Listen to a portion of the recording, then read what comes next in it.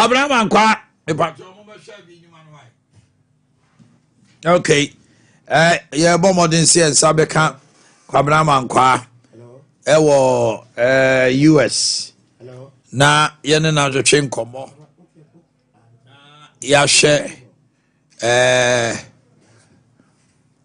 Sompa Sani ebesi akono siafa. Okay. Yeah, me sure. Hello, Kwabra, good morning.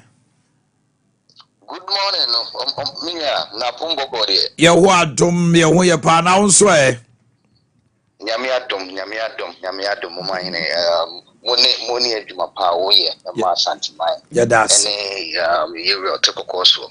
Yeah, that's it. Kwabra, Ghana fo bebre abusuafo nsuru gudjem.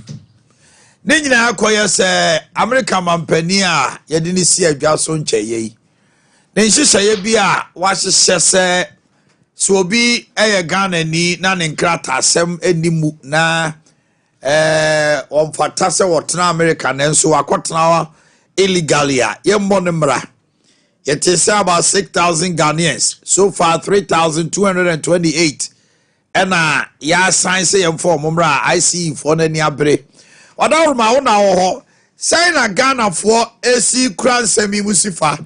One more, any one more, you see, on that list is sweet. Boy, and Komokakra. Omanhene said him Sika, Meda. You me for my national match here. You motor boss war, Asante Hene, and Kumasi for the Ghana mine for policy. President Trump the by that policy or no ako Kaya Sana or Baba Asani. There's a mixed feelings between especially within the Ghana community. Sebi omuni nkrata and afenso so no. And yes, uni nkrata. On say so ushima na saying Nancy na me share report to be. West Africa pa countries are more immigrants or more US no. Or more overstay or more visa pa no. Ghana near your industrial pa intino ama and go for me sebi almost shut them. I had them papa. Now the policy in the all starting in an say our morning krata. So I say and take us opening krata. I could be say so young fans will work 5 years visa and all the bar has say. Or the US has 5 years visa no. Once a multiple visa every 6 months be as a so I say. So visa no over still visa. Na omuno akwa yes illegally no overstay visa until okay. Become a target. I say. And I didn't so no clarification no mean clarified in amana you to ha na sabio winning green card and answer when you're citizen and I say visa no you could have 5 years multiple visa na pa na so that's why na I ba ba Na sesia no de ono so ebi kra na owo 5 years visa ebi o twa be 3 years omo no ayet say bosumi nsia bia no e wo se wo ba Ghana ana afi bia wo se wo ba na wo kɔ ana watena mu be mfie num de na nso so homeland security for nim se wo da so wo ho ase omanhwehwe mahu se ye de mfie num ma wo no o ma Ghana da ne ade eno so be ye threat ana yo man say homeland security for name there America will be on them happy and the meeting I catch asamo maya na who say omunim obia okay this one can say be on show anti as baby I be so yes citizen we are you and America for the data and just baby this be on show So what I say, omuni baby our state our any because of information, as soon as I was step here to the airport, our US I say baby I will no or sure because omuni bibia. So Shima, 5 years multiple legally no visa no says I would not say. So I say, but then is a kind of clarification in my because Ushimupa now 5 years now. Legally no visa no. So I say a clarification in my say so Kobana say visa. Okay. Okay. Yeah, clarification in my but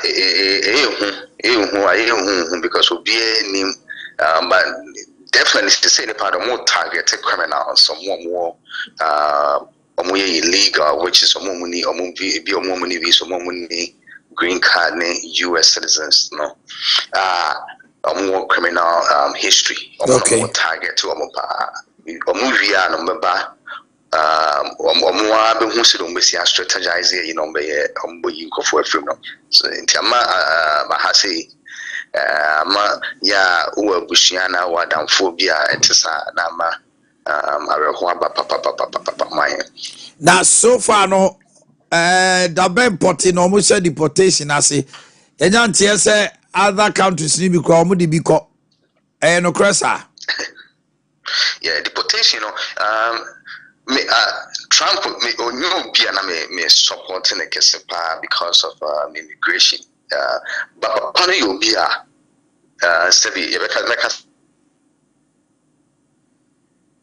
and Ocean and be brave. Oh, but only you Mahama more similarities, Kakra. Ocean and be brave, Intino. Second time, Yawabano. And Nema, what can you know? As soon as the Danas all share, that will take you office now. Executive orders are signing in Yasam Kitwakra. I know those pa. Yeah, the very day now or assuming office now almost ni no I was starting here so Chicago there's a place at Chicago is say move for ghost town because now a whole criminal illegal aliens no more but on friend ya go wild Colombia and see of a plane of a military plane Trump of a military plane or they deported about 160 Colombians. So you could drew or no. President necessarily on your no and on Dana Honodomuko Ja Honduras. And any one day few minutes and check and a Trump or sending sanctions against Colombia and sanctions no. It was so US is very powerful. A very powerful country. Into the tariff good business so ne we say we get the Ukraine and yasam ketwa woman on which na cripple or issue sanctions and few hours na Colombian president retracted the decisions on yin for into no send the planes and Honduras then go fund Colombians for now you don't be down here for power suite on sanctions bia enti papa no or Juma because second time on Bano or pursue jet DB at all. No more so action man to Juma pa. It's only Ghana for our more honma I say or more that list and also a dinkoma. Utim say a man for a bottle. Nano ebasa ye diportua, not just a mount fash you, Anna. That be the better for baby. Just say no. We are Ghana the best here now illegal and Americano being illegal not just be wow but still visa. As a Ukakra will know what to about. Well Japan near maybe I know what shipping in them. And after so no bit me a follow ya, a crowd not so bit me a follow ya. And so bit me a boa. Okay.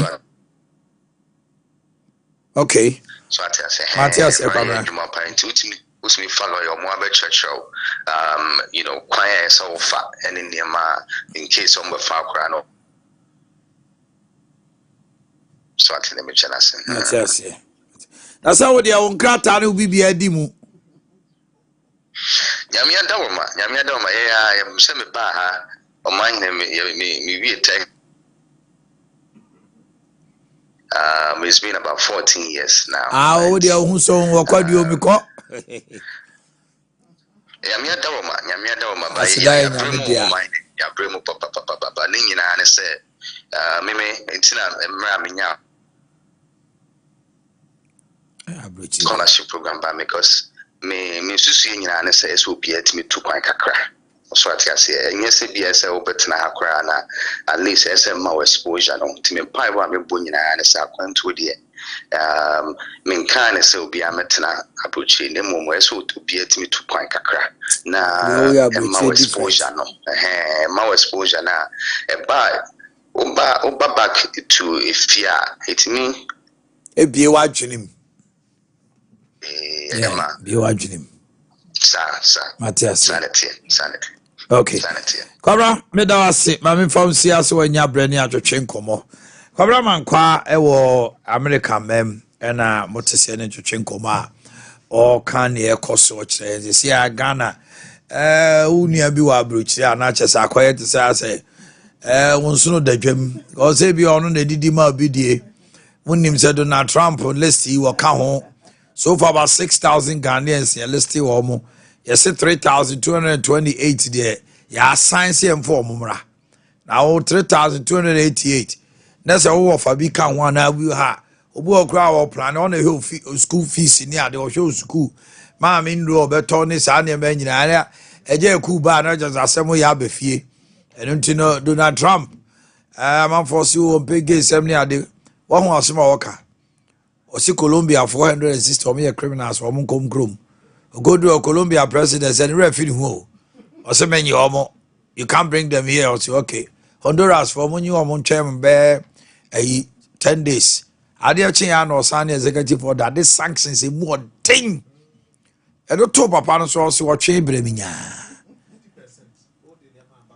mena me kai am sambwa monyuma de monfoma de emra bi o and om de na de commando tiawa video aba now I want to say the be able call I mean tiwa no pay kaja so mame the future life I know ne nya pom den ne atena ye mam we che say o man say yes ma fi say bibia timisi future life so wudi a unya pom den enu nti na e wa ha broni say you are what you eat the wudi no saa na otie enti ye pese odidi ye ene yare bebre abeka abusua ho anente saa yesi abusua yare say chronic diseases be aba pressure diabetes cancer kidney problem di nyina ya fa ne say abusua yare enya abusua yare obetima yi ho afrim de enti ya ka say abusua yare ne say aduane na wo maame di na na so papa di no eno abi na wodi wo ba so eno abi na wodi eti ni nyina so obesese aduane di so osese aduane di a de ayo maame no anasa ayo papa no ebi ntimi nyew enti na future life for da bia betina ha bo aduane da ro che se ka hye wadamfo ka hye onua so omra ya so ye ho ne enche ne kwa befa so obedidi fi se wa anyare a unwu enti so hwe aduane di ya da bia no ubenya apomuden yare ya na obi a pressure obi a diabetes me be se ka wa nkasa ka hye ho so obeyi hu afirimu ubetimi me se ubetimi ayi hu afirimu ni nyina ya aduane papa a ese wudi aduane papa a ese wudi e future life is a balanced diet udi a esiesie ni peduane fi utinyu so kosi unase na de ba ko a edi ni panya bebre da bia ya me pesa me ka ho asempa ene repair food no future life repair food no se aduane we eye wapo no so nyina adwuma so bia wunyina na wapo no so na ewewe ali amen kwa ho ba no so mrasisia hello good morning Dada. me ba cho hwan die Bacho mama ajubi.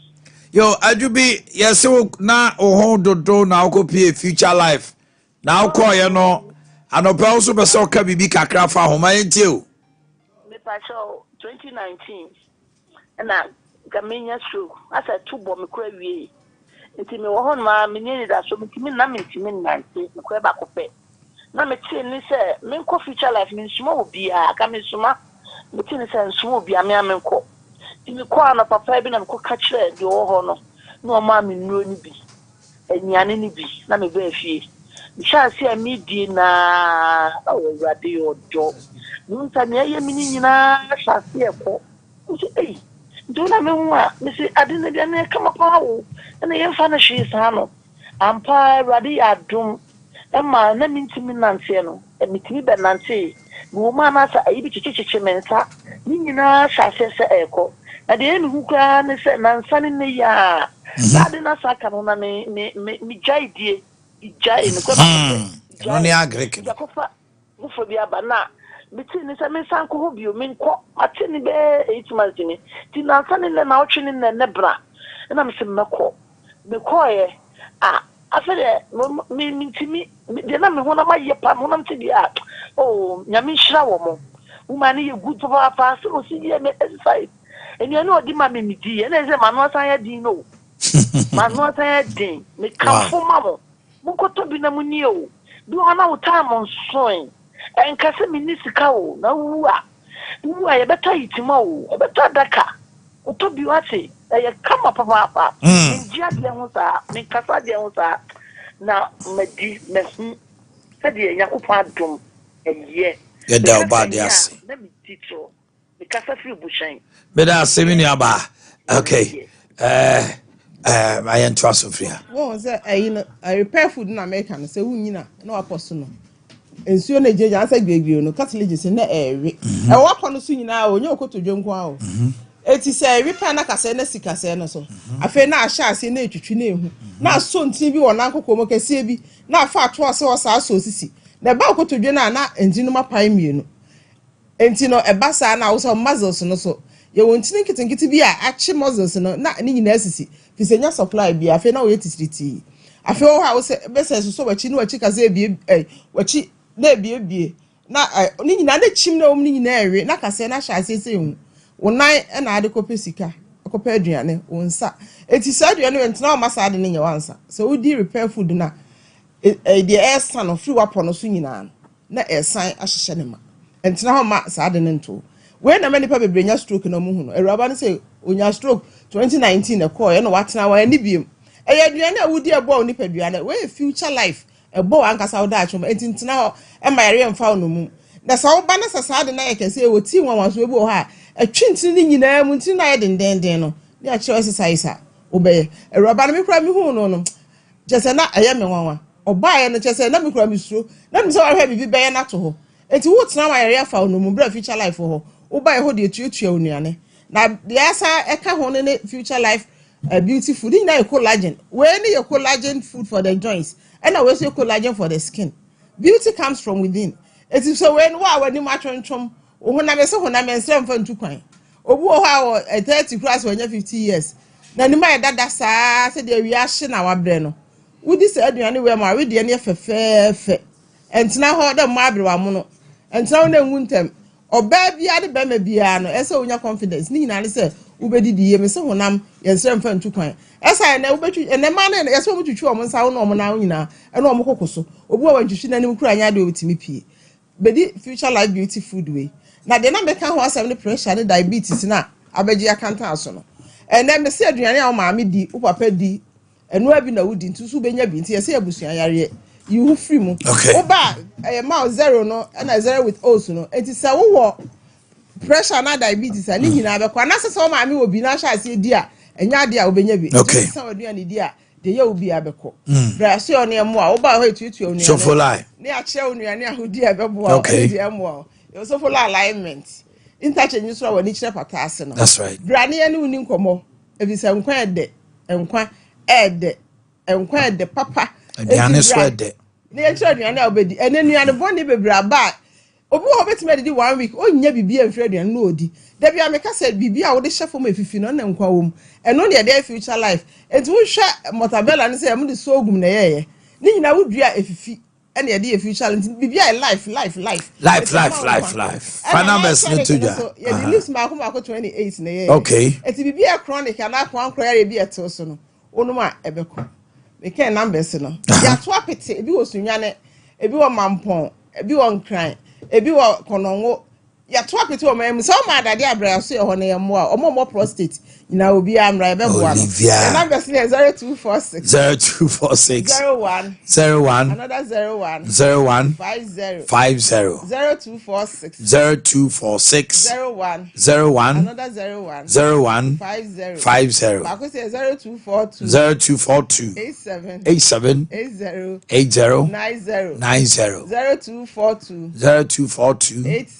87 90 future life Diane. Thank you, Olivia Boakye and Aten and Kano. Okay, active point for Esha was Siamau. Or the former Sim here. The probably na kase okohu dentist I know I heard him as they were nipa ne ho na tano as what they were ye as we was cabin to debi or sent one mouse in 1 year I be go any massy one mouse in 1 year I bet him the idea kase pa bro many are to say bibi aboko my intim active find for that's na senia every bia itu ho for say obehwe enum ene wo sen na anopa se utwitwi wo sen a odi ahwehwe behe wanum no na wo sen san bia eba ho no mo a na watu ho anamo se bia utwitwi wo sen wo se emoja bi efiri wanum ba e bia wo se wanum awe bebre a edo ha hofro brɛwo wonum nso te se wo sen ba bi efemfemo ana wodi aduane ahyi what say wo ba bi efemfemo wo we sade no what say ba bi eye wo ya amese entina otoso enkoto edro bi enom se we di eyaw ntie be ko koto do no mu a eyaw no be ko na mu machi no ohaw no ebesan aba that's right esen yare no se uhu de ba ya na ebeboa mu atimi atu ase na so ka se o nom ho adro eyaw bi abentu nom penkla bi bedu mebi no ene wo system no ebefa eno system ne fa pe wo nom adro no bi mu a enko meanwhile so na esen yare na ewo ho no ma wontu ase nti so how no sha se eba na watu ho anamo na aboa na call dentist so se ni dentist so na active point and tackling ka your dental home na wonum ene wosen ehel bia se bia wosen ena esu abuo toku na abeda wosimu se wosen de keka ekwan na abeda wosen ase ama wosen root no tetete honom se bi nka bone ene ewo wanum a se opese unsi wosen enso a eno active point and tackling ye ni nyina oba ebe your examination kama na woka wo ha bia ebesen busa edura bia oda so na allergies bia wo ni nyina no ma yehu ekwan ebefa so be treat wo se de be ya unhia ohaw bia because be ho no abekọ no o kan ohaw na no ma hya se treat wo munun ni nkomo enko details ye but wo ko dentist kama ho no a obeboa sa na active point and tackling so yedi adwuma enu na ye nom no enei no yare no adoso pa na enu na ye nom na hodo no ya na ebidi susu aso bone e de eba yanumu aya na eno so de ohaw ebre enu bo ho no mo a omo pressure no na omo no se de be ya omo betimi control pressure na se eso bete kra obi so no mo a diabetes inti wonom se that sugar level no ebe form se no we say na wonom ni nyina no ya na etimi agency so aso e wo wanum se wonom enra eye for diabetes no ene pressure na etimi ma omoja no eran yi pa na omoja na eran no se wa hwe na se brush use no ano odin na se ekotwa wonumu a eno no ebema emoja aprabo bebre emoja no so prabo bebre na se omoja no na eso ti wa hwe na wakotwa hwe ama ha obi aba so eni se wonom eno bi a hwensu aso a esan e de aba wonum na ma woni ena ho yi pa na watu ho na mo according so ama no achiro ne ma wo beye na wonum aduro sa ho yare no na wahwe wonum nso na amfo ha obi amro men kan se aduro na wonom e de sa ho yare no e de nsusu aso foforo be ba wonum ntija aduro na anom no da bi na mu nsusu aso na de ba moni enko ho na call dentist so na kache nsusu aso na e de ba no ono so be chiro ne ma wo beye a wonum aduro sa ho yare na wo bo wonum enso ho ban na nkofa oha obi amfa amro ene no no bi so no no mo a ema ye taste no esesa okay taste no so esesa bo nsa aduane kra no enye ode wani di nso a onipa aduane ho ode emma enti o no maduro na ema taste no no so ka kire dentist na ono so be kire oni ema obeya obenya taste no back na watimi adidi ene no so a enu ya na ebi ho no ma ye de eyi waste efree system no ya na no so timi ma wonum eye dra na say ontaso no etimi ewo ontaso so wo a ya na eden carbon etimi eba wonum ena ontaso mu so wo a etimi a ekwan be da wonum no say bacteria na wo wonum no ana say aduane na odi no acid ni sugar na ewum no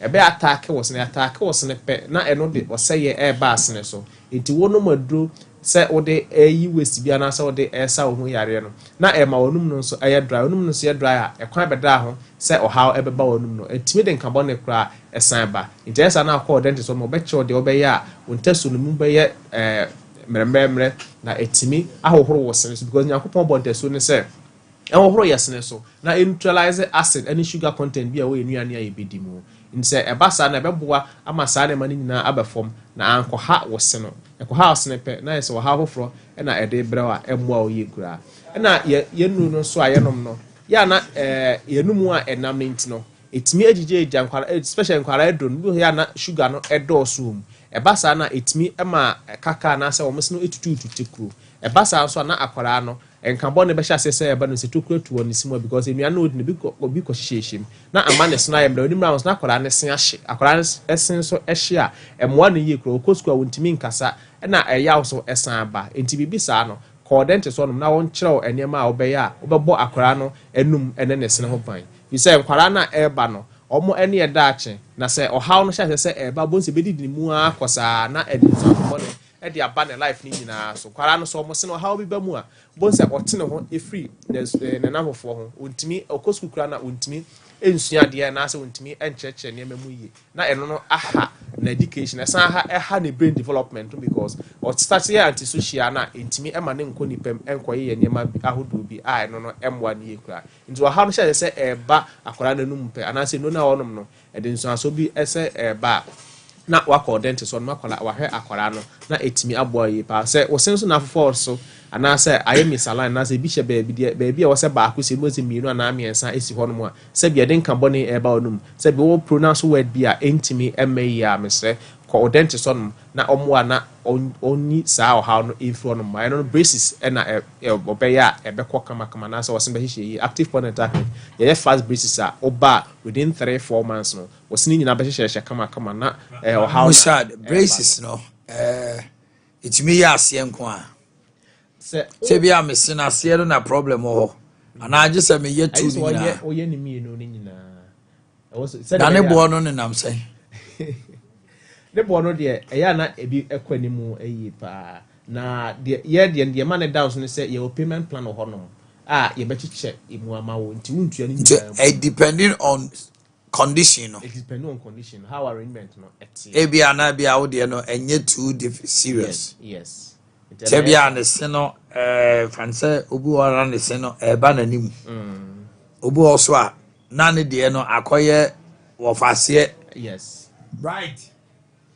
akoye wo fase yes eni nyina mutimi hyehyɛ okay obi so on mo a na baabi a ɛwɔ sɛ is na kosi akyire baabi anasa aside sɛ afɔ forest no nyina no oba ɛyɛ open bite no so no obi a obo nso oka asisi so a wanim no entimi ɛnkɔhyɛ asɛ no so yie bonse no ayɛ so opia no nyina oba active for tackling ye use fast breeze oba ɛbɛyɛ ni nyina ɛde ama payment plan na meka no sɛ woyɛ part payment na oba review ni nyina na wotua ne kakra wanim rounds no na wotua awie na oho atɔ na wanum ne osene so etua hyehyɛ ne kama ɛde ama nti sɛ ɔwɔ ɛhaw bi ɛwɔ num ɛwɔ osimu a ɛntan to so ɛnka sɛ o we dia ɛyɛ normal sɛ yɛnya daagye ama yɛ num ama yɛ se a ɛde wɔ hawo fo betimi ababi hɔ no a ɔsɛ o mesene amia na minya time ɛnkɔyɛ sɛ ɛbɔ to hɔ de a wobenya brɛ ɛde akɔ nti ahyɛ sɛ ɛɛba no hwɛ na tu ho na mo na call dentist so na ɔhwɛ no ma wodi dentist so a bra active point dental clinic your number no is 0554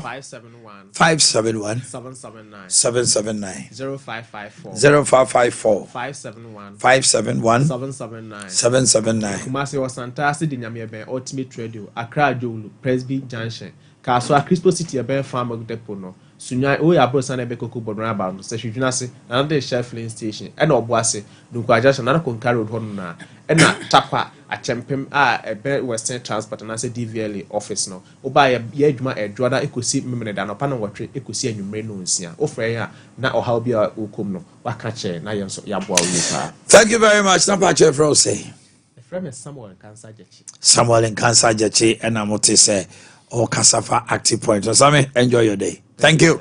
Okay, I don't pay many of your fortnassi. Dr. Eric Kwame Boa, a lecturer, Kumasi Campus Central University. Doc, Memoir Kwaba. Now to say, you know about the say. Dana bribi ba ewo fie ha no mo dwaben atrankonya therefore na mpom to say nyame adom obade adom adaroma ye hoye ohoye na memfa konya so na menchia menuanom Chinese for wonim say na ye Chinese new year so the old China no we campaign and then na China for edi wo new year ye di 28 days ago no say eno na mo sha ase o mo call off be 3 months yes. no Oh that we dey 2 weeks 2 weeks be 2 weeks na den na ya o mo call holiday be no a long holiday no ani 2 weeks no aye no man yet say there 3 months o mo 2 kind no China for edi o mo new year nti o ma tum I say after 2 weeks no mo ba China ho no ye fa dwumayefo no afiafi so you know sign contract 1 year 1 year and after 1 year probability say nipa no a wadwumayefo ni nyina be san ba no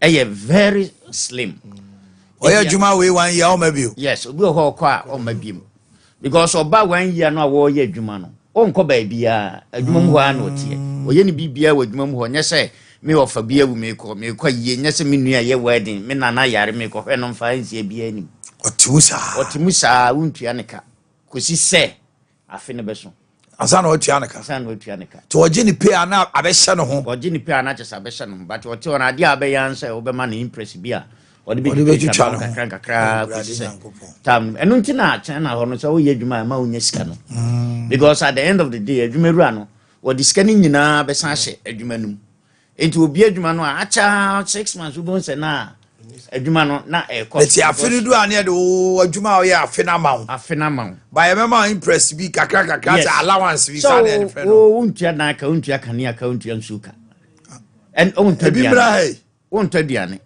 so sanity doc kayo some why nan kamentia dan nsuka untia na ya sama bibi kakra bi wodi be eti ba sana o say month no adwuma ewura no ka o de be 2 billion eti aka o sa di wura adwuma no ejie ni ofe no na adwuma na pejanti oti aka en hadwo oti aka sanity even aban adwuma kra ti say teacher for ne civil servant no sana aban ne ye no aban be ma ba bi atena no ama we bia no a wo civil servant ndi am mo interest I want to be twetwetwom ho na say omo 2 weeks we no to say new year omo di bronya yes omo bronya no ano no omo new year no ene na e hye ase tu kwa je say nije nko a sa me na be mi mu tu kwan no ne ade no Chinese company be bre Ghana kra na omo nya dwuma na aye Ghana nti omo be bia omo be off 2 days no and then what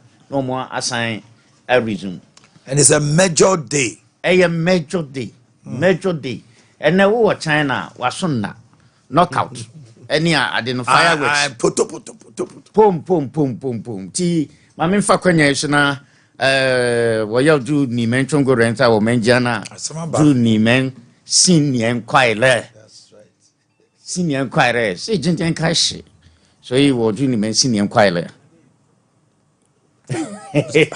Dog na how many Maybe on the end video. There papa with the China and ono onka crew for the any bio.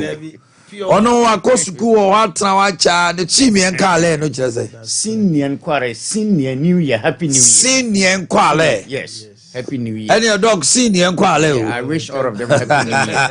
Sinien kwale. Na me chia Chinese for one teacher bi wo Dwabin Presby. Was wo tie wo pa. A friend Kingsley. On a head teacher. Oh, okay. One day I was or a Yikura no Facebook or what no Facebook. Ah, yeah, then oh, was him in Chairman. Oh, Kingsley, a son's of friend striker. Yeah, super. I'm a doctor, so banana no chair will be a near work classroom no Facebook. Any no over here. I said, you're not here. They want to headmaster, Diano office. Only a head teacher. Only a head teacher, office. Yano shed what teaching. Anyway, I'll pay your share near mommy and Nubi quickly. Ashanti Regional Minister designate Echo, veteran. Na Anopayo board, come on, the way about or you'll be all the niche social media, the TikTok page, or you'll be all pay worship, there be no ball Ghana. enyum ne adenti do yebusa ne kosa ewo sa ne ma ye hwa on social media. Know that you be on social media. Have you done any TikToks today? Thank you very much, Mr. Chairman. I've posted just one video today. Show it to me, then they do the needful by posting on social media.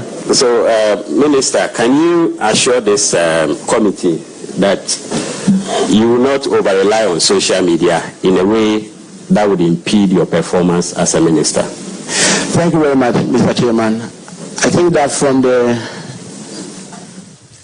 discussion so far, it is clear that I've been involved a lot in youth leadership.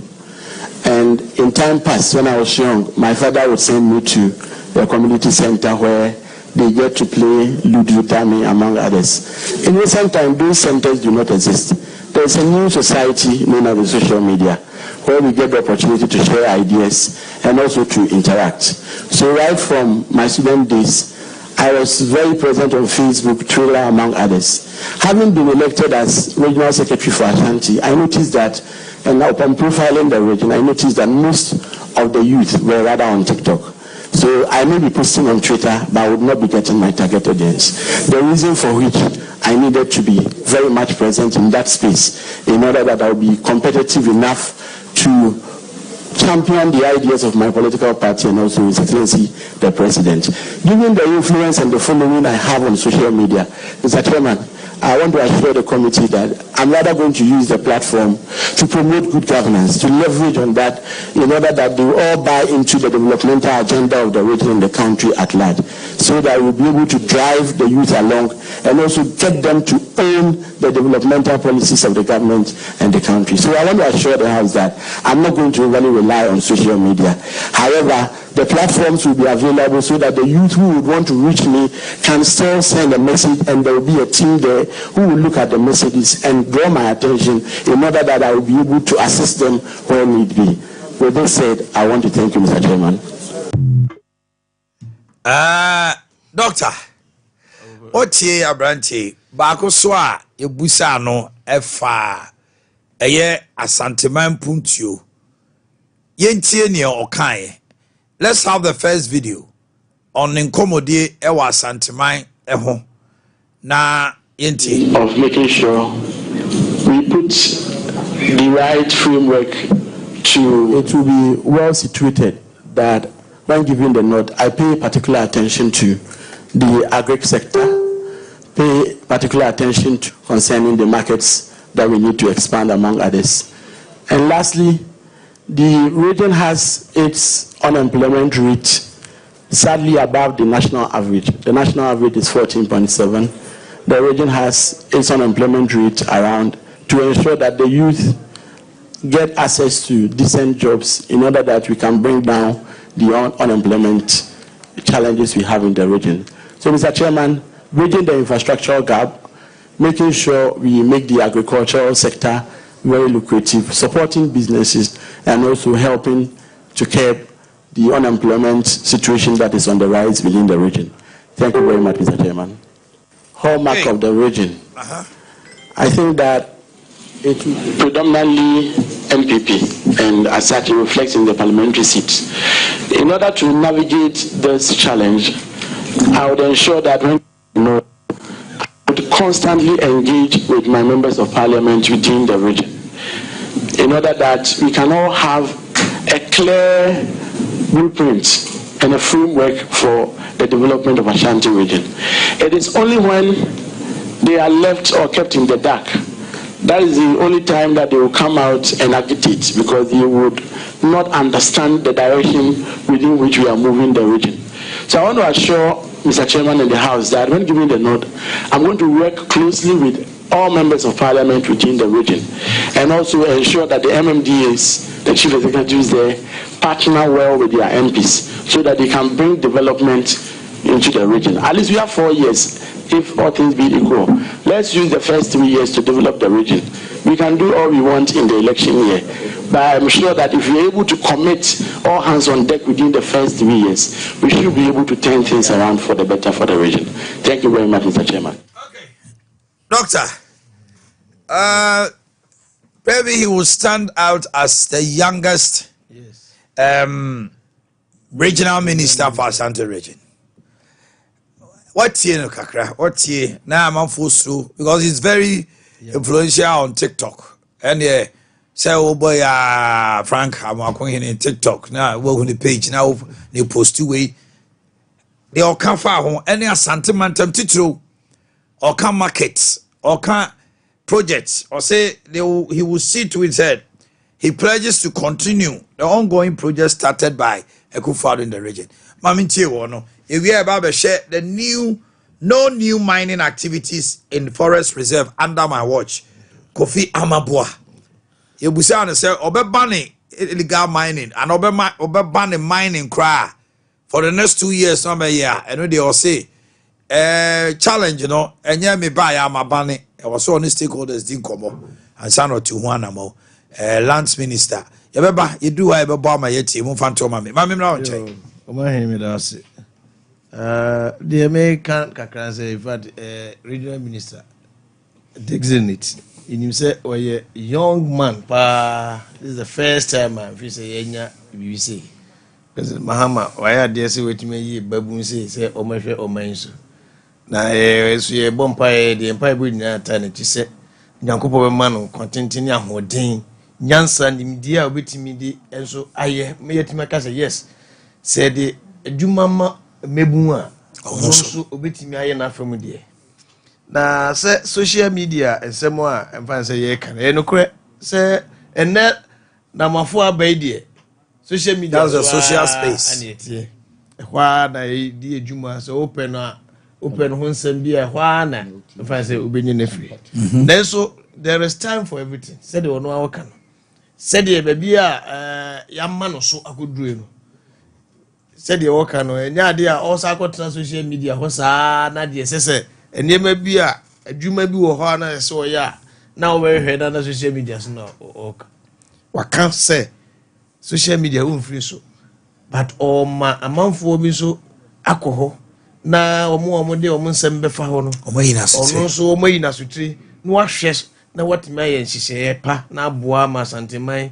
enso atimi akonenim ye bompa ye sesa atimupo na wanya no obetimi aboa na wotimi nhihye pa na se wotimi ya adwuma ama asanteman na asante region yetimi koyanimu a me fi se ebeboa ama se omampanyin bi ebeyi babu a obi ntimi ntra ba bi no nkoka se mabun de no mba be omumwai omuba social media omunyefi me feel said this is the first time I enya sa young man say na gidi se omampanyin so anya gidie ebi wonmu se obetimi aye enti na ode ahye nsa because this is a traditional a typical traditional region and not just a traditional where the Asante mind and Asante resides. And for that young man, he has a tall order. Yeah.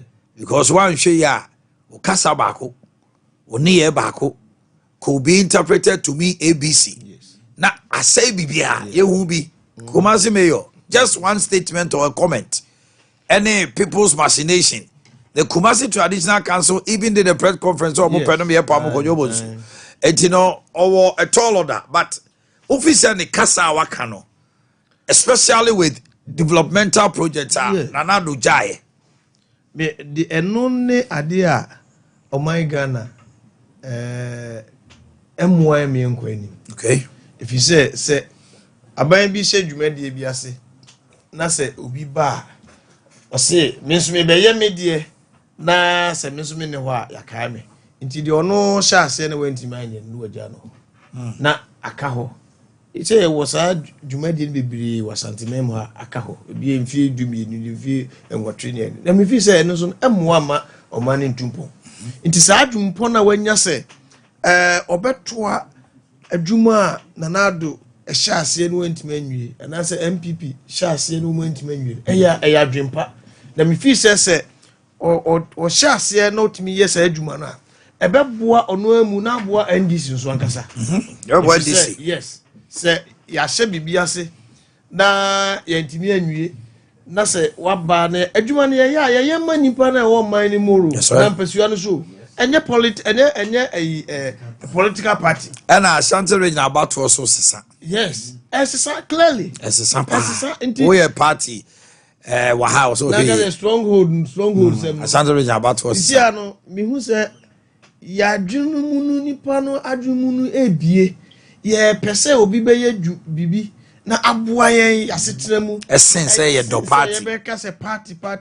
Because make go di party achira na party ni ba power na me nyamfa so bia mfiso na me ABC mu na edwuma bi kura media ye betimi aye ni yie na nam so betimi aye nam so nyam bibi kakra koma no na se omwa me dia na me party na media chi se enti e wo se oman Ghana ne asantema ye hu se party sam no amwa ye wo se hu se dia oba obetimi aboa yen Emma yasetremu akoyie ye dwumadi ye betime di a ye timi ye betime nya dwuma bi aye ni akoni aba o se no waka unemployment asem isi Ashanti region has our rate is higher above the national. We are 16%. You look at it. And national is 14.8. Ashanti is 16.0. Ashanti my which is bad. Ashanti region ye baby a nipa dodo na ba ebepa adwuma e nti amri bia behu nipa wa enso adwuma no we adwuma no ne ho nti ma unemployment rate no akoso. That's right. Nti se wa na adwen se obetimi aboa no wafa innovative way bi no waboa ma mebu wo oman se ono aye ebebu no obetimi aboa ne nuanom ne namfofo no mo atimi anya adwuma ya mfi se ebeboa na sa mebu na so no so omunya adwuma ya obi nkyira omo obi ntimi nkyira kora nyame o se eno na ma purchasing power ba. Yes. E na ma Ghana ye tumpon on say adwuma o ha. Yes. Ye woni ma bi wa wo nto. Dabi. But the younger generation no ono odwena tade efe ho. Odwene enema bi a oba kwotena ba ne the girlfriend no num baby. Eti ema all the time the local economy thrive. Yes. But whereby adwuma ni ho no.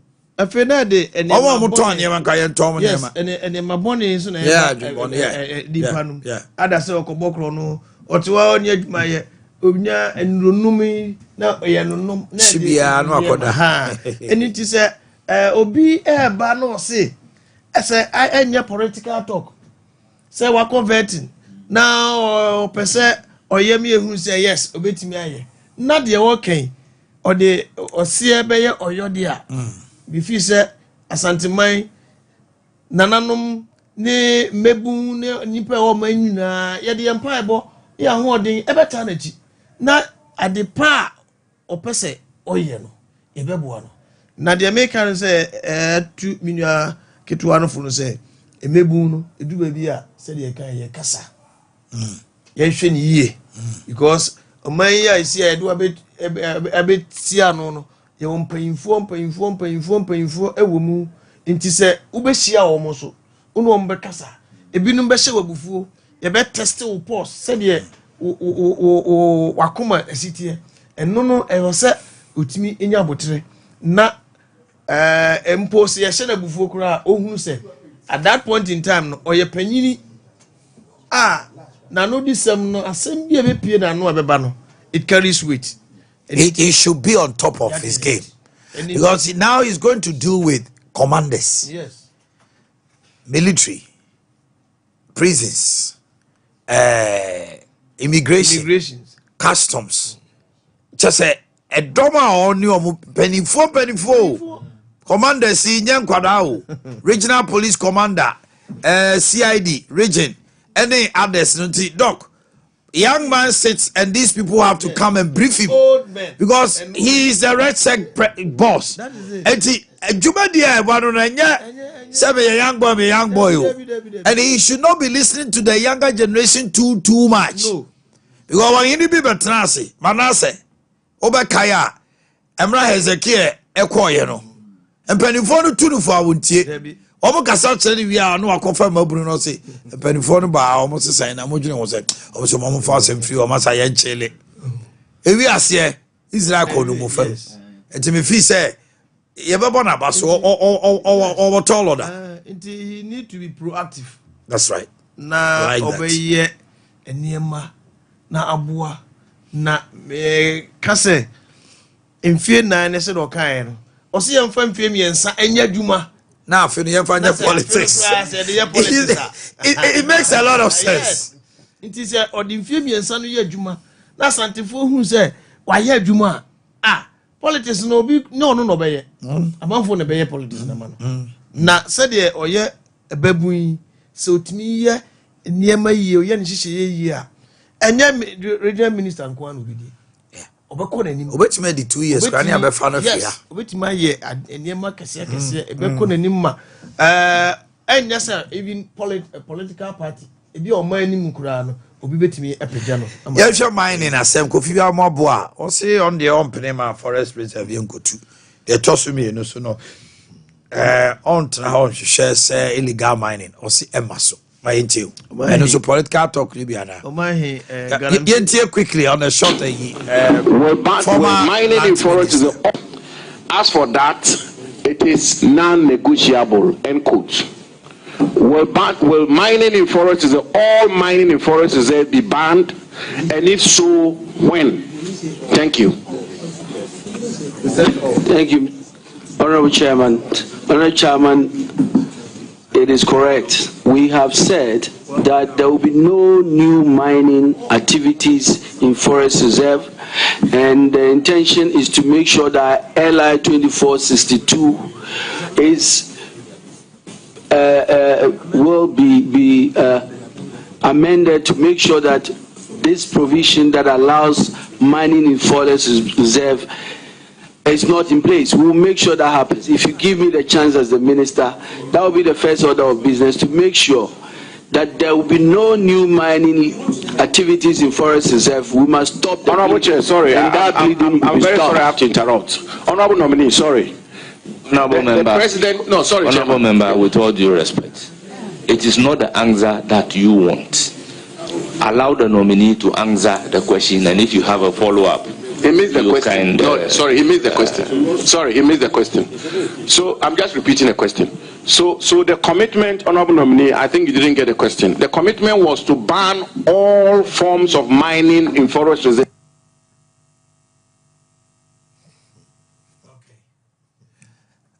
Honorable meet you. The bone of contention in the LI 2462. Yes. And no nakofa asem me da wase na me hu se galamse asem de in fact me ti he se e ba se me kan galamse asan se me ko me mpesua so na me hwe de ekoso a na e yare ho sem mpesua so wai me free awasa amanfi wasa yes uko na hwe ne akoso na se ne sense ase no even hwe amanse manso ho ma fa ho nyira for the past 10 years me ko hopa atuma ngwa biaja ha chese ho nyina galamse ko ayi ntobroso side ho e di galamse na madai wo hu se na edan no esisu nya krake galamse no ekuye unyi sa niema yi kra fi ho a yade ahodo a e de breye se sia ya nhwe yi a emre kakra we yanim no nsuo ebenum ebeye den ya ma oman Ghana nsuo no isi ye nsuo nya polluted hwe yade ahodo a eba oman mu na de akoye no se obia ba o se me ba o ibetu galamse na se me jai ibehwe se obia nya galamse nanso ye ba omo ba ehu ni se de honorable okay se enya political talk dia e kwambe so na obefa so a ye be yi sa galamse na firo ye nim ni se galamse na ye de shovel ne pikas enye de ye galamse obako nwie nyasi ho ye tutu asase na ni na ne aboabo no ne ahoro sika kokko ne eko ukota kwano ne ho na ohoro so mo ye underground ye kofom ye kutu esika ne eba ene de ne esi hu yakofa yesi technology ana yaye ohunted naturally ana yakoji concession a ni ama China for abewura ye maimu ya de excavators akasie na begu omaimu ya science ase nyina na yesuo nyina enese yeti hoi enese ukọ fuom na so wanto nsuo mfirifia ukọ unya awra no unya nsuo no hwe akuafo kra ise omu enya nsuo mfangu farmers omu aye patrai ene cocoa farmers especially vegetable farmers omu nya bi edi entra nyina ye garamse nsuo nyina ase enti de isia no ye kan say minister ekwan bia mra papa bia ne kwampa bia so ofaso na odi di nan esifom na omde hye papa bi beto na ya ye ne tu galamse na se no esese yetimi tu ase se amasa de a ene America krea bia di anim no oh my Ghana ye be mobo okay ye be mobo Aminko ayo nabiba nana my share Asante regional minister and galamse ne mining Mr. Mining the whole year be audi mu akotene support services and we year mining to ba mining seba ma me ba on chena with you yo enua me da se di kan ma me mfa akwanya iso na me mo honorable minister yeyi no so me hwe Asante man so no me mo na baso enura se de osi yi ni nsema no na je se ekoyie na de ye me dekora ye ebra wo bisa no ntuma no ifra no ho asem yes se de osi ya oto ne bo ase kire edinkra hodo a egu ntuma no that's right ene ebia se de tie na mani age and I was very proud of him enti honorable minister oba me bo abaso ne ebebo wo se de sabe me na na ne kan wo sese nipa no hu se de wotie no ntumi ne na antena na chese wo na onye minim ye se wasua ne ma bibri efra Asante mamu ha wa hu se de sabio Asante fo yesu bantie wa hu se de nananom esi ayi wo munema wa hu se de timamu fo esi yi wo munema enti minim se ni nyina wonim de toso bium ye ba manyo se mu a wonim se Asante mamu de eye MPP ena edolso ena ye de wa ma wo se ni wo metena wonim ni sei no se wantumi ni wo antena eche se ye beka se wo na wonye isense ebi ato kwadwo bonsu menyi ni se me ye mfatu bi de honorable Samuel Mensa former Asante regional minister de wo ye se ye NDC aban ne wo so na ne minister koye sa menyi ni senka manhia de no beche no edan ya ayi resident enfie nwotwe wotumi agyaima aporatete sei pacho no wode ni chire mu aba nchire mu ode ba ne sei wonte ni chire mu no nchire mu a wode ba ye ne sei the minimum ne sei no matter how the situation was enunti ne de wa betena ho ade no ba ne nye kora no a ye de wa ba se bra na be yi ne yi enti nchire mu ne de ne nka minister wo ba won friend manhia ebi say Asante man japade ya ban japade on friend manhia no mo nkoka no ho no nko kire mu nchire otumfo se ni senti na ade ne de ma me mantumi anye na wantumi anye won so wanka se wuntumi nye na wagya ma ewura afa 2016 ebra president Mahama oba kumasi a woni asofo ni mpanimfo chi eho ena omu hia yo se net se de tie ya ko muntumi hia ho enti no nko ade de oba wonhwe na onka ho asem na omeyi ni yi ena de tosu bi no ya na ye ka adwuma asem unemployment adwuma ben ye si ni oman yi mu aban adwuma ana nkrankra adwuma Omanhene Yaw ye wo problem as a man ye wo problem as businessmen entrepreneurs ye wo problem and ready anam ni pani bi kasa wako bie furniture shop bi wo ekwan mu ho ba bi no afa wo bi e wo kurom ho a no de natena ho osoro no pa no ko bie shop no a no prepare ho wi a no atom enti obi ba ho be pade kura ato no this year san afre bi mawura na otipumase no send pa yo akotena wo se adwumani oman mu ale wo frɛ na oni ho se wono wako prepare ho no atopunu no apen ba bi afa yes furniture shop very nice furniture shop enti wo ko ho na akopa de ato age se wo frɛ telephone number na ko si adwumawura so ansa na bia ono firi kumase aba enti ye ka adwumani man mu no adwuma ben na eni oman mu aban adwuma na eni ho na se aban adwuma no ekwan ben ye fa so ayeye no obian na betumi aye aban adwuma ena individuals private adwuma nso no ekwan ba na efa so ye no could you imagine say we be to university si we hia bibia friend we hia entrepreneurship professor no wo entrepreneurship no kura na adwuma ba kokura woni bi no employ obi enso na entrepreneurship student no wo si wo hia entrepreneurship no book mo de no wo hia wo na ho adwuma na ade koye ejin ka wo entrepreneur de a wo se wo ankasa wo yi wadwuma na ofa nkrofo mu on be ye adwuma ni bi enyama bebre wo ho a ye nya ban adwuma nya ye betumi aye e dia survive but sesia na koye se obia ko school obia kra certificate obia kra ni diploma degree we nti no wo se wo nya ban adwuma ye wo nya ban adwuma anya dia wo se wo tena fie no to get experience kra no e wo se wo ko pe ba bi kra peche se ye ntua wo kakra no a se mko school ye wo bibia friend no attachment mko attachment ye epia obika ye ntua obi aka enti wo de fa ne se ma wie school se metena fie kwade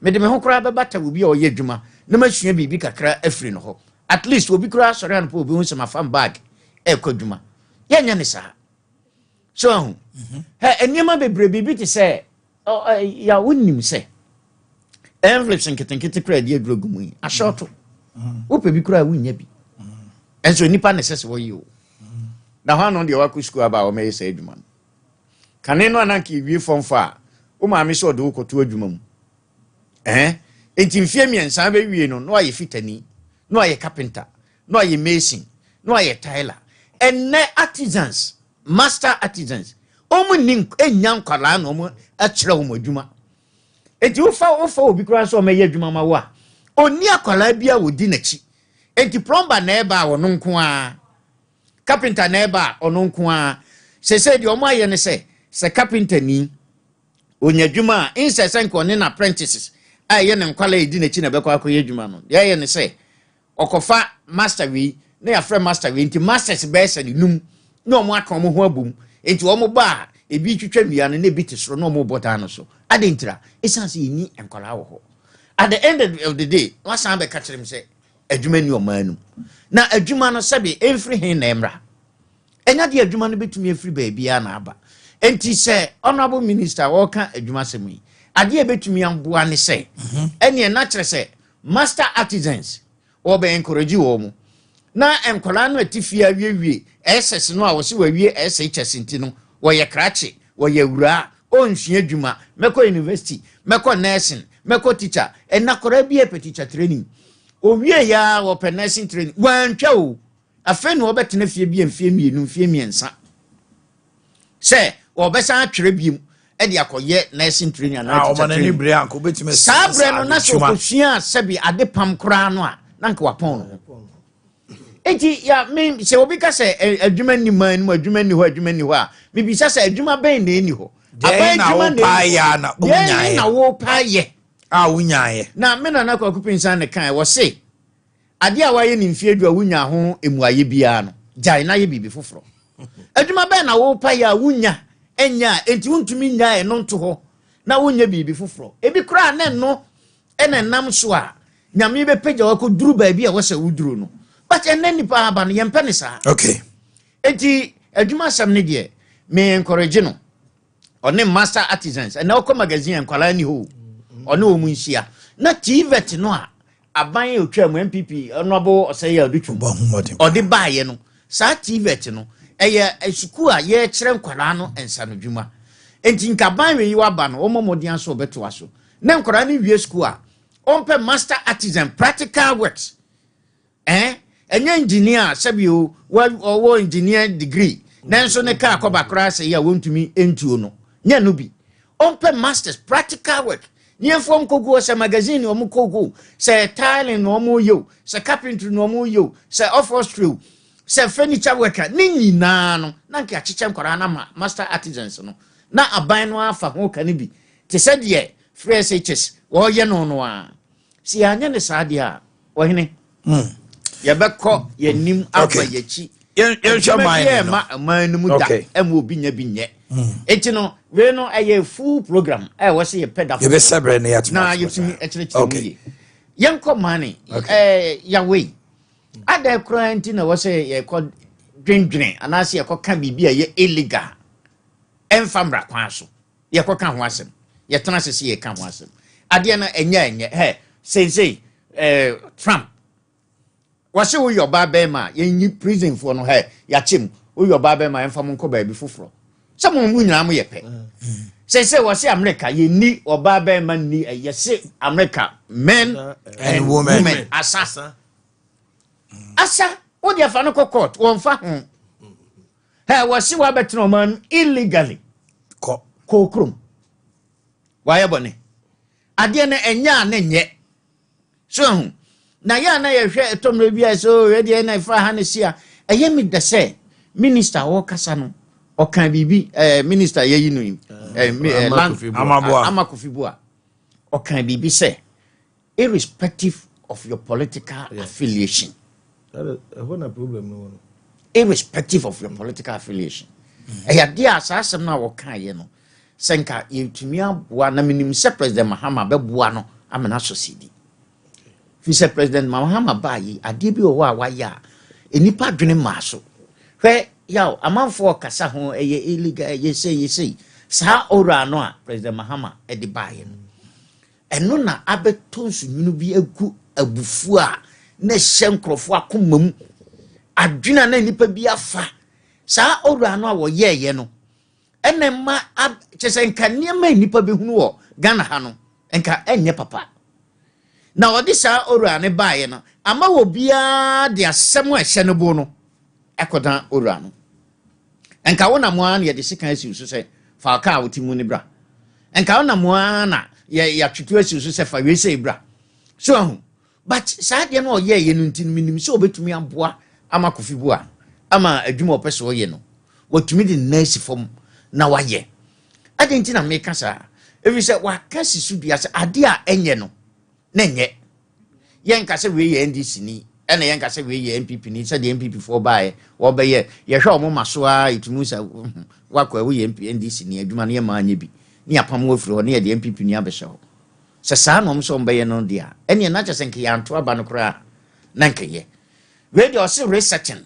wo be siesie o man ne foforo enti a wo se bibia eye foforo man in the forest na anu ya no mko passe emra se obetumi aye dwuma wo forest mu adenti na wo se basa o se wo ba sa amra no obeyi afiri ho na o yi afiri ho ne de me gidi ye se enya de obema kwan se ye ye afiri ho de na nso ye ndisi ni diko na o de koye kosi akire na ya yemfa mining asem no emra hwe woti o man mu so ye pani so yakoda now say mining enya me meka so ye mamofo ompe o mining ye de di kan no ye toso mienu meka so ye lazy we yakwadworo esanse mining adwuma no enya ni hafo na eye enhye bebre wo kan at 2182 no a enhye bebre even before say wo be hye adwuma na sekora no wo mfiti prakopa no akosase e wo se wo de wo plan mining plan exploration plan recovering plan e de mineral commission e ka kire mineral commission inspector de say ni na kwan we e na mefa so ameye madwuma no e bia me ye concurrent mining ne say me de me bie amana we yi a me metoa so asan bi na emom me bie second one no na me de kata first one and your friend concurrent mining normally support service companies anytime etumi yes adwuma because so one hwe ye na ye do license free unsemu a what you $10,000 afi and so ye ma anya adwuma obeti ase nti wo ba ye de esese wo ye eti wo de plan ni nyina akoma mineral commission inspectorate gitum sam passe na fe wo mo di wo mo nso ani adi a kire eti mining adwuma no it's all about proper management okay eti so wo se wonya kwadro na obedi wani bedi a kire no ahwe ni ya enka mining adwuma de adwuma bia ni wa nka chan no e da na me kan say obi o ho a obeye before so ordinary sokra bebo form no na wonim say 1 acre of land no mi bie no mi bia menya gold dudu say na wo ho ampan so wo ya obenya aye 95% plus so etino say ye yan hye ni ya there's no way ya say wa kwasa ase bi so na ye say oh asase we de ye dua ntosi wo so ye dua mako wo so masa na sika kokko hye fom ho sika kokko hye fom ubetu no waye ni yie no na watumi asan dua wo no bae no se wo dua ntosi wo ho nti no ba ye ntu sika kokko no na ntosi no wo dua de ayeden anasa mako no wo dua de ayeden oh aha de ye dua banche wo ha na sika nso hye fom nemo de obaye ne se obema ho kwan kakra bi watu wayi asase no wayi sika kokko no ewu mu no na wasan siesi asase no se de be betumi asan dua ye mfudie no ewo ho eno na ye nye na ye nipa ne dene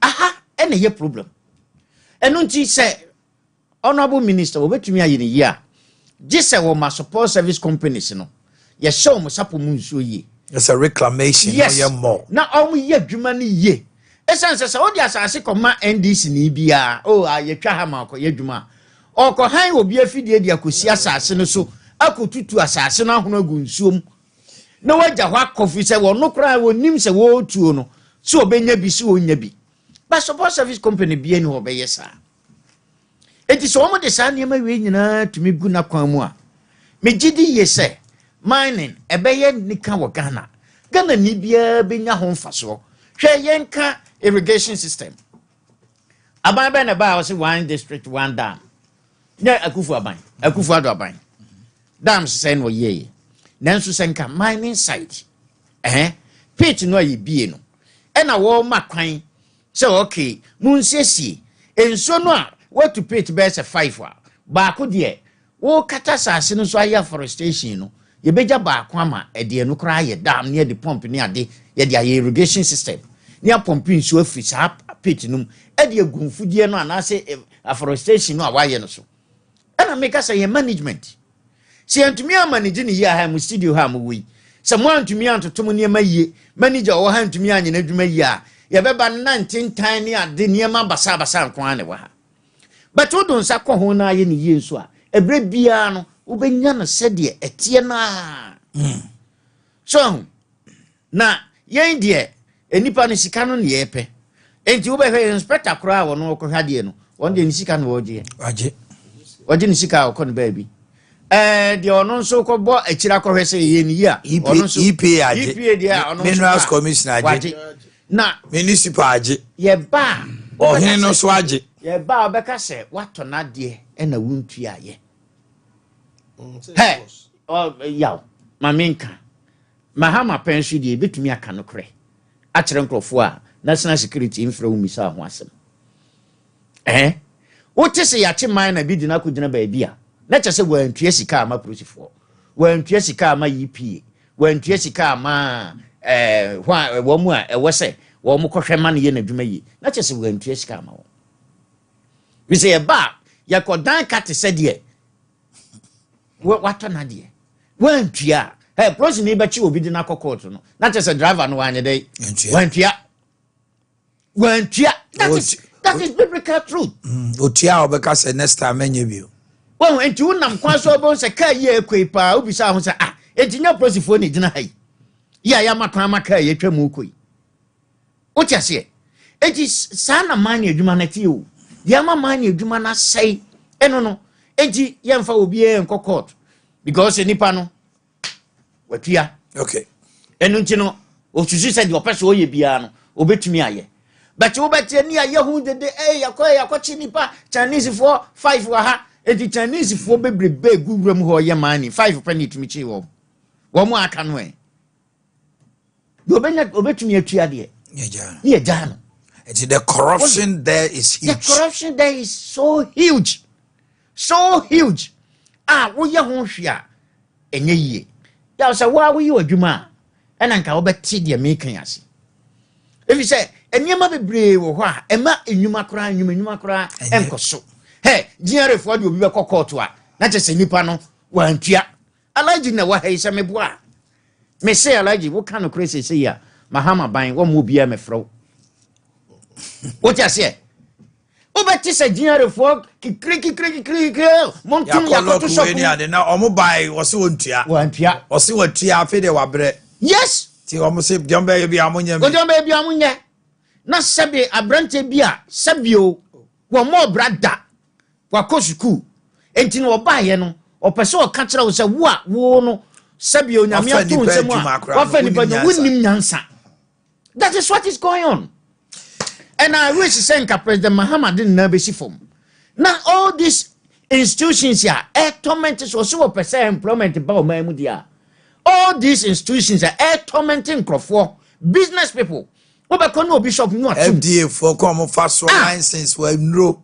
Obaka FDA nie, tankasifo EPF nie, wesenum nie, awenie. Until at the end of the day, ahomtie the obeyansa djuma nkra me nyebi megyan. This is what is going on. Now let me be back. I saw say na minim say ya shas ya fi ye bedi komomo. What we going to do is say we kwada bi ho no kra Wednesday ka asem bi ho kra memo aba. Na ye tena say ya man for come nsem na mama up comment wo ho. Minim so I dey benya braba. Doc memo akwa aba. Now what to say? Okay. Any scientific assay near was this year now. Dr. Adams, no, congrats. Oh, my. I to baby didn't come. Mammy Tiano pay. If I know what you do, now, young fan chance to move your chance to pay. Now, once or so, and then Mabusia phone in them. And fast that mouth and a briar and no be but yes, a body in the hour here as a messy, and we be able to support you on Sunday, in name in the Camano. I mean, shall be beer. And I pay your back. Now, come on, maybe I like what pump by 1 o'clock. Also, we have said 9:30, but time and I can't have it out. It's maybe I am hit bar as of you. Said the institutions need tormenting. The kind last year, the Omnibe Yanko for Ashanti the Ghana Revenue Authority, NI4 Customs. Ewo back on the same. Oh. A quite way so if you say, oh, it Abasi, I say, Kubasi, any I'm young Kubasi. Now I call you near my Takra, you be eating. I dare see why you over invoice on Sunday. The 2 more to my portrait who say, any Kubasi. Admire for 24 kai, I am few. I know my Susano, I feel no major magum. I know for that as we here. Tax. Any money. You know what I mean too. I feel withholding task. Aye. Some part of Macano. I say, I say, 7% be from Momuska. Yes. Never Machum can be a Machum taxing in area. What's 1 money I work here, bro? With what that's what the cababy of 2 billion. What's your Omanhene? What's your quantity? I want your family. Also, your tax collector. Tax collector. Mammy too. But your mammy too now. Dog, why we are everywhere? Last week now, last week you put a chance. Yeah, a man with the post and a man on Mukum. That's right. I can't be brave. Now I'm saying, within the week, cost be brave now. About fast at them. I be one of my, or more, maybe you or more, or might be say menopause, but any menopause. Okay. You know, we want my better now, sir. Now for what you're going where you know. Nakoye yade ebe hanu saa kopim sesebi obe free ya none of na be hwe obi na ne de no eba na saa na wanye na no wanyini watwa bra no awio but na wo de no enam na kura wo de ni mu no aye week and I drop ya wo de no abeto du twa no so and everyone now okojon so hey and I do ni na only David so and I do yes so one day you try man na say yes, a queer out in every one. For the weight of what blood and so on. A bit of crime, yes. Yes, infection. And pains. Yes, and about my penny power. Ah, what do you know about talk you to answer? And who no cry on who say the funa yes, who not saga do and everyone now is talking so but I no face be over the channel and the answer.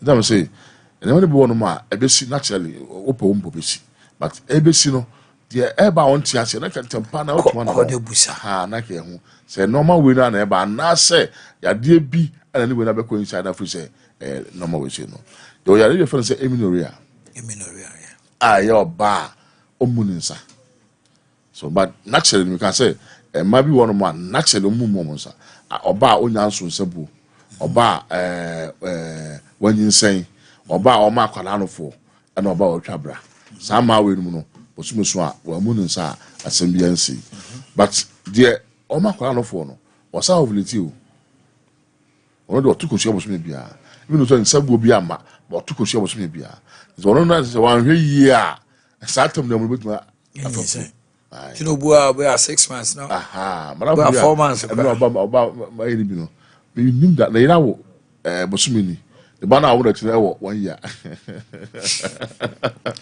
Then on you time. We took 3 more here. Where's the most grandma? So, about a man of 1 hour and so one man. I found so 1 year. So, what's up? What time I could down there? I'll be also by that's where I call out one who program. And I was happy you. And you know.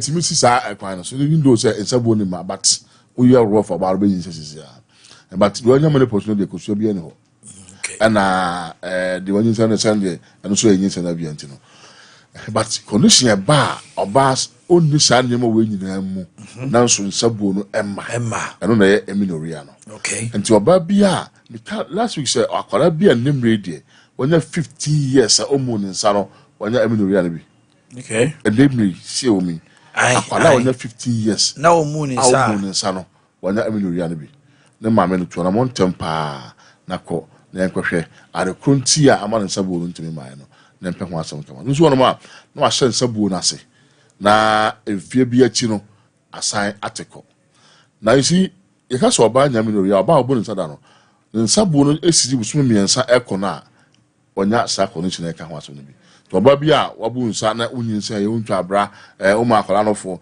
na ho no mo bosome baako bienu miensa nsa bo no maaye na anya nyinsa no hu se kono chinya ye ka no wonya bi na enyema de ba no eye bebre di mane bi wono ma na science bi wono ma sabo mia ne no fo na abose nsu e wono fo but onyinsa ho na balance no fo no se wa bra nyinsa aba na awo no eya aba ya ben se ya ko fa no bonya bi anu ti se wo ho na wonyinsa nanso nufu na hyehye a nsuo kra free mu ba yes mo say wanya hormonal imbalance hyperprolactin na e man of food no about at the wrong time and you say be anyone and to be affected menstruation is to be maybe on my so on ne yire koda and onya ne girl or coffee the nufu anu a na numu aboma so this be about flower asema ba yes why we go we fi so ba na wo no dey sie so hormonal imbalance remember to see why so about for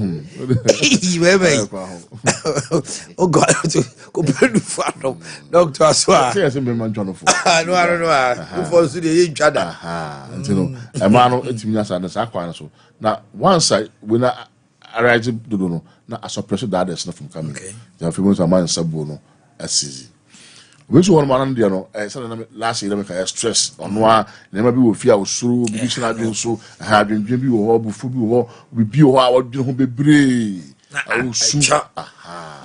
whenever I'll be aside, I see the body is in a state of emergency.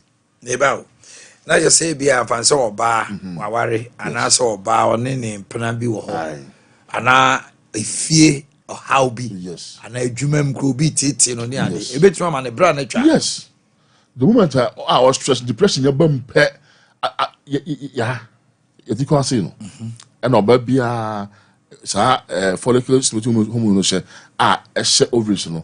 Ama oye sa any money yes ti onya stress pe na no hono ujubu on ma so otumi duana na na do so if you work on the answer bone emma because it should know intimi emma bi To which matter hona I wanna wongo no nyese bibi o ma bebe sao stress yes you see on say ahase no obanya aware nya course no na ehwe nyinsa ni e man bebe no mo no stress awofo no cry pressure omudi si omo so no asunya ka ba ko pe no ena are na wongo ana for ena o yire wakofa be ma betena fie aha enti o ma so no sama ngasa bo so mi be so a obi ho no ma na pressure na number be 200 because osuro sese ohuni moja ni a onyam meso ti pe asabasi urati enti man bi ho no ma onu kunu sia as a duty keke awaso yema no kunu and not say bia for pleasure be and as that be there was a sao bana timi free sawa de nim ogura ware fufuru ma yes no pressure be any wakonyi san pressure be no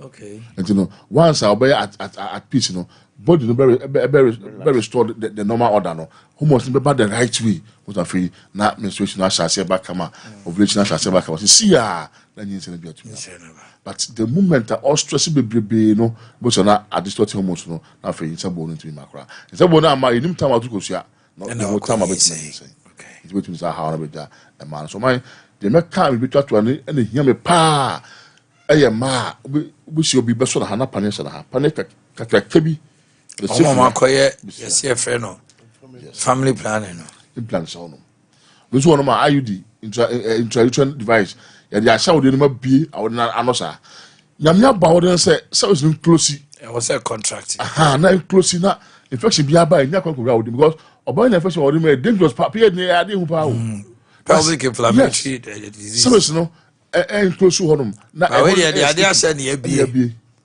to I prone to every ABA bit around the uterus and no honum this one ma na pan no one so miensa bia so this one ma do no da I say Monday Tuesday Wednesday Thursday into one only kunu be ma share na kwata ba kon one we work within 72 hours which is 3 days and every 3 days you are distorting your own hormones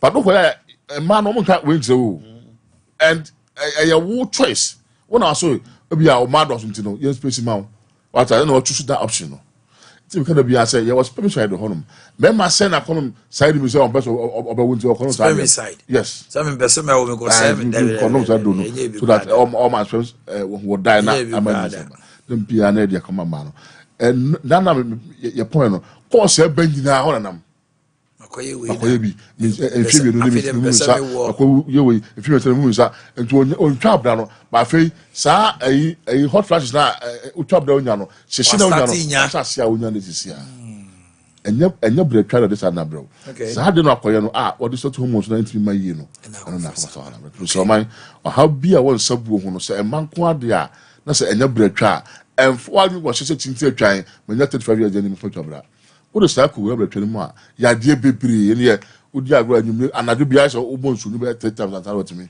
ada so obetuma ba na ye nhwum ne bo na sweet na ye de aka no abeto aso no na aba na ahwehwe sa na me nyina ne ho rekro ye wi ana ma ho do kuma sha de wo atwuma to chima na me so wo go so wo bia na ba so talo so yimfi no ma cast me wo no na so fulai akra so ye wo do me number 0277 00 1234 0277 00 1234 and 0241 36 73 49 0241 36 73 49 ala Sharifu Nyankopon ne yarisa next week you be kasa kaka na ebie phone is about for your questions when you come out okay Omanhene na Sarabo do wow anaya wawoda happiest birthday to Omanhene na Sarabo do your son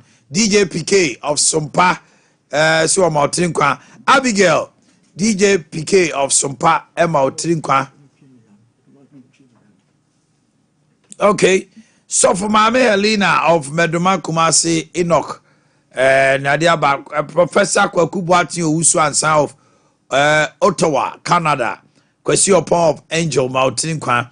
73rd birthday of my mom Rose Ohiniwa of Agogwa Santiachim from your son Berima UK.